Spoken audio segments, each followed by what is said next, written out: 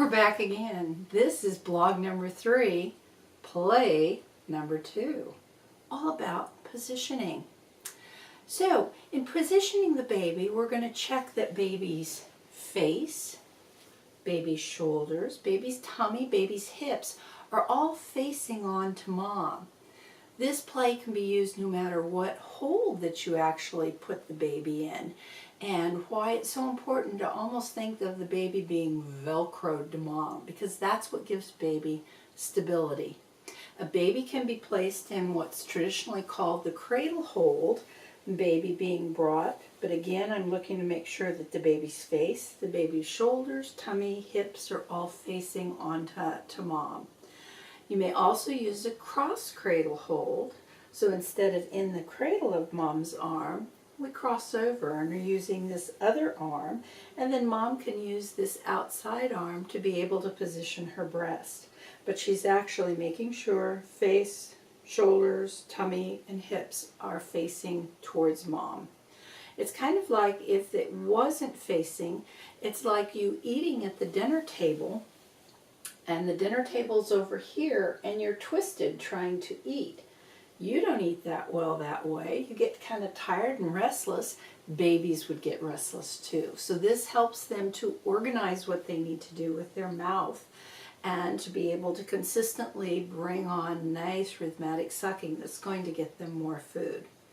So we've done cradle hold, we've done cross cradle hold. The next one would be what's called a football hold.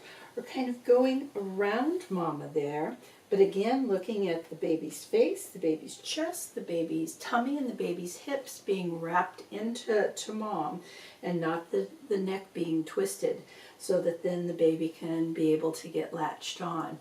The last hold is called a laid back hold, where maybe mom is kind of in the bed leaning back, or she might be on the couch kind of leaning back, and maybe the baby is kind of diagonally across her chest line there. But again, face, shoulders, tummy, hips all facing on to mom. So with each of these hold, baby in the same position, very important. Dads are the great ones to be able to look from the outside and ensure that that's happened, because mom's often concentrating on what's happening with the latch instead of what's happening with the whole of the baby. Then mom needs to be able to stabilize the baby. It gives the baby security so that then the baby's head can actually look for the nipple and help itself to get latched on. When we hold the baby's head, what it tends to do is make the chin go down. And when the chin goes down, the baby can't open its mouth wide. It makes short little sucks.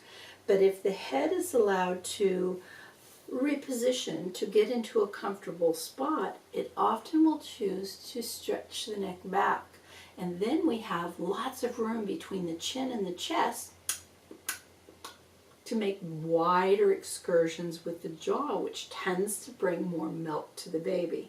So we don't want to hold the baby's head on there, but actually kind of stabilize baby so that the baby can look for the nipple and get latched on.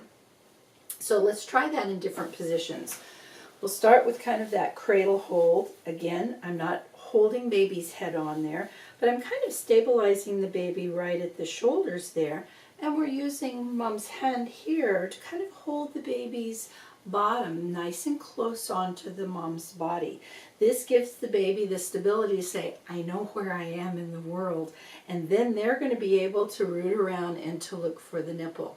When we're doing the cross cradle hold, when we're crossing over with this hand, we're going to hold baby at the shoulders. We can use this finger here to look for baby's ear underneath here.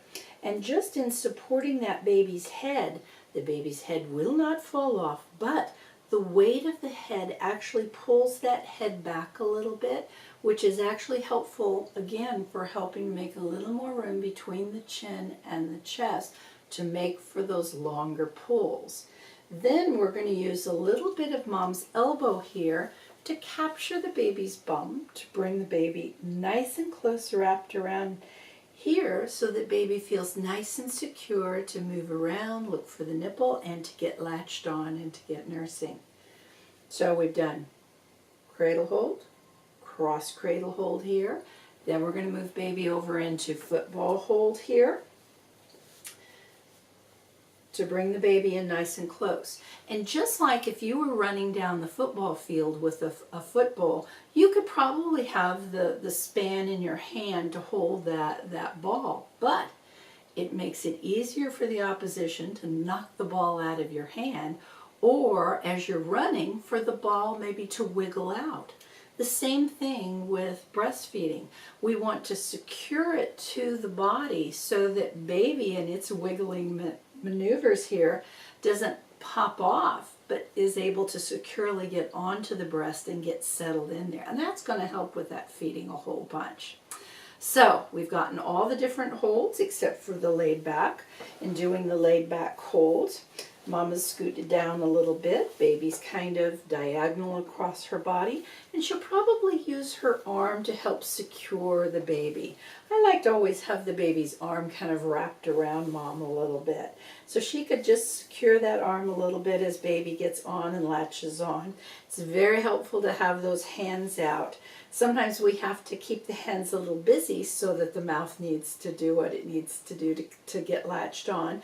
But then once the baby starts to suckle, having their hands actually on the breast makes for more milk. Stimulates the nerve fibers to go up to the brain to say, make more milk, and push the milk down so that the baby can drink.